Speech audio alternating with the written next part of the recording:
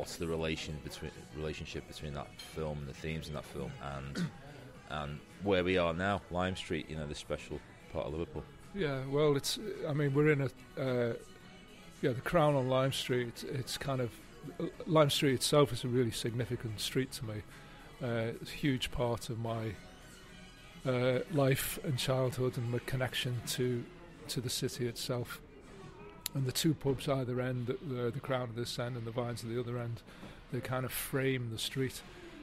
And Bright Phoenix was the kind of main premise of Bright Phoenix was to tell a story about my own life and childhood, but that also told a story about my emotional attachment to this street,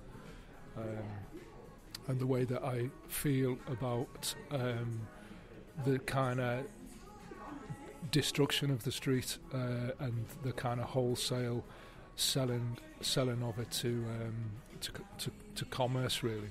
The way that the street has been run down for decades. So Bright Phoenix tells a story that is rooted in this street and mainly set in the derelict Futurist cinema, which used to be just a few doors down from where we are. So in lots of ways, the play is a kind of celebration of the street and a celebration of the kind of, I think, the cinematic imagination and the way that cinematic imagination became part of the minds and imagination and the kind of world of play of the children in the story. So all the children are based on, all the stories and all the children in it are based on real events from my own childhood. And one of the significant things in the childhood in the play is when the kids bunk in through the fire escapes into the Futurist cinema, and they sit on the floor in front of the front row, smoking cigarettes and watching adult films, and they do that until they get kicked out by the usher. And that was a true story. That actually didn't happen in the Futurist, but it happened in various suburban cinemas in Liverpool. But because I wanted to focus on the Futurist and its importance to me, I located that particular story in there, and out of that came all these other stories. The significance of A Matter of Life and Death was that where that comes from is one of the stories in the play is about when I was about 8 years of age, and we moved to a new house on a new estate, and I was a really lonely kid. I didn't know anybody, I couldn't find any friends, and then one day I was walking past an open gate, and I looked in through the open gate, and there was this gang of kids, pretty wild kids in there, and they were building a Lancaster bomber out of junk. Bins, scaffolding planks, ladders, tea chests and all this kind of stuff, and they built this Lancaster bomber in such a way that it enticed me into the backyard, and I just spontaneously joined in playing the game. But the amazing thing about it, and it still resonates, was that it went beyond just being a game, and it sort of became a reality. And we actually believed that we were flying over the rooftops of the city in a Lancaster bomber. Then years later, when I saw A Matter of Life and Death, and David Niven is crashing at the very beginning of the film, which is kind of ultimately the genesis of the film, the realization that he was in a Lancaster bomber himself connected with my childhood memories of, as far as I was concerned, flying a Lancaster bomber. And it just became part of the kind of mythology of the play. It couldn't be any other film. There's a lot of time slips in the play.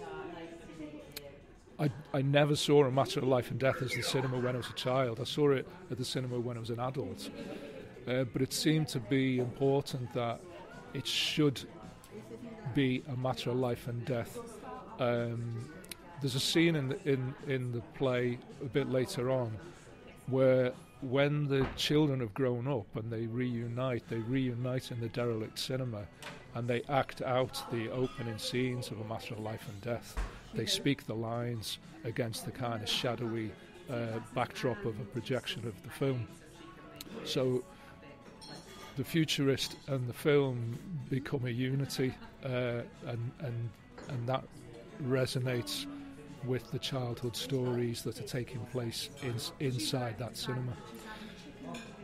So Lime Street, the three cinemas that were on Lime Street, the Futurist and the Scarlet and the Forum, which is over the road, they are my childhood, and they're particularly associated with my mum and the kind of Saturday trips to the cinema. So another aspect of Bright Phoenix and the telling of a story set in Lime Street is kind of a homage to my mum, who died 15 years ago. But it's kind of like about her love for the city and her love for the cinema and the magic of all of that. And I'd like to think, it might not be the truth because I've never found out, but I'd like to think that when my mum, who did a lot of her courting with my dad in these three cinemas, I'd like to think that one day, sometime after the war, they went to one of these cinemas and watched A Matter of Life and Death. So it's kind of weaving these different strands together to create a personal mythology that somehow resonates and tells a political story as well, which is about my anger about what has been done to this street, and particularly what has been done to the cinemas, to the Futurist. It's also connected with the fact that my mum was the secretary for Sir Alfred Shannon, who was the city architect, and the Forum over the road was one of his buildings, so he designed that cinema. And that would have been one of the stories that my mum told us when we were kids. You know, as we were walking past, she would have said, Sir Alfred built that, you know. So it's hugely resonant and significant, and I think it's trying to turn something that makes me angry into something that is better than anger, if that makes sense. It's like anger's kind of a negative thing. I want it to be like a more celebratory, and to pay I can never quite say it, pay homage to all of those things which I've just talked about, you know. And that whole idea of cinema as community, as a gathering place, in the days before, you know, online content, and cinema was like church, you know, and you would go once a week, more than once a week, and you would celebrate this magical experience with lots of complete strangers, you know, in the dark. And people met and fell in love in those kinds of places, you know. And I think, you know, my parents started seeing each other when they were 11. They would have spent their whole years of courtship in cinemas, holding hands, kissing, watching these magical experiences, you know. So it's kind of all of that. Yeah. I mean, we're going to take a walk down Lime Street shortly, which will be a strange ordeal for both of us, and one of the reasons why we picked up on doing this project, both as a podcast and as a kind of add-on documentary segment to the performance film, is maybe because of the greater metaphor of what Lime Street represents. It's not just a street in itself. There's you know, the cinema. It was not just the cinema. You know, it's about the people who went there, and you know, there's a sense of the present destroying the past. You know, so I mean, what's your feeling on that? You know, it's hard not to lapse into negativity with it, but you know, it does seem to be a greater metaphor going on here. Well, I mean, I'm a kind of urban explorer, an urban walker, And what I'm always doing when I'm on those walks is I'm looking for the stories, you know. And what's happened in Liverpool is that we no longer have those kinds of meeting places. We no longer have a proper public space, and that kind of, by public space I mean those spaces that you get mostly in European cities, you know, where people are drawn to sit and watch the world go by, to meet, to have conversations. Quite often those places are connected with entertainment of some kind. But my memory of Lime Street as a child is of crowds and crowds of people on the pavements, spilling over the pavements, queuing up to get into the cinemas, standing beneath umbrellas in the rain, you know, spilling out of the cinemas and hurrying to the bus stops, or to the pub before last orders, that kind of thing. And I think it's like I think those things in this city, you know, the amount of money that's been spent in this city over the last 10 years, but nobody's ever thought about public space and meeting places and the life and the soul of what happens on the pavements, you know. It's a commodified city. It's a city that has been rebuilt for shopping primarily and consumption. And I think that there are other ways of living in a city, you know.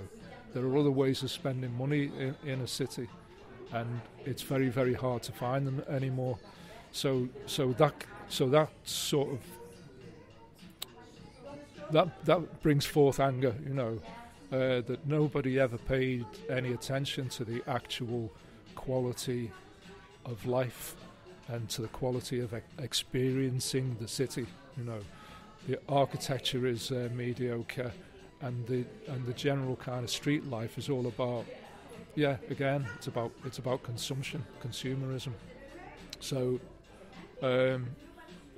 people go to the cinema in a very different way to the way they used to then. So I suppose for me, I'm in my 60s now, I guess there's a nostalgic tinge to it, but it's more than nostalgia. It's about kind of a despair at the lack of vision, you know, and that lack of vision comes from the people who manage the city, who run the city. The tagline on Bright Phoenix was "Who owns the city?" and the characters in it are trying to reclaim the city, you know, and get a kind of stake in the city, because I think that they've got a different belief system, you know, and their belief system is about all those things, about community and companionship and the conversation, you know. Okay, we go to pubs, we talk in pubs, you know. We go to restaurants, we commune in restaurants, but the city should be like a theatre, you know. And my feeling is that in those days, Lime Street was like an open air theatre, and you know, this would be the streets where the musicians played, where magicians performed, where evangelists, you know, preached the Bible, where eccentrics gathered, you know, and but where families came. And that was allowed to die, really, wasn't it? That was kind of over the course of probably 20 years, maybe even longer. It was just left to rot, like other parts of the city. Yeah, my belief is that it was a strategic, managed decline of the Futurist, of the Scala, of the Forum, but of the street itself. This is the gateway to the city, you know. I mean, it's kind of, it says everything that the gateway to the city is now an enormous electronic billboard, you know, directly opposite the train. You arrive in Liverpool, you get off the train, the first thing you see is that monstrosity, which masks the 1960s shopping precincts And the 1960s shopping precinct is on the site of what was a Victorian marketplace, the equal of anything in Barcelona or Athens, So it's been going on since the 60s. In a way, the Second World War was a great opportunity for the powers that be to kind of completely experiment and mess with the fabric of the city. Lime Street's managed decline was done on purpose. When the city council started saying a few years ago that the Futurist was beyond repair, they knew that from the 1970s, from the 1980s. They knew if they abandoned it, it would fall into such a state of disrepair that they would then be able to argue it's time for it to go. And when people who had a love for the cinema were fighting and campaigning to save it, they were at loggerheads with the city council, and the city council were stubbornly insisting that it was too late to save it. It was too late to save it because they didn't save it when they could have done,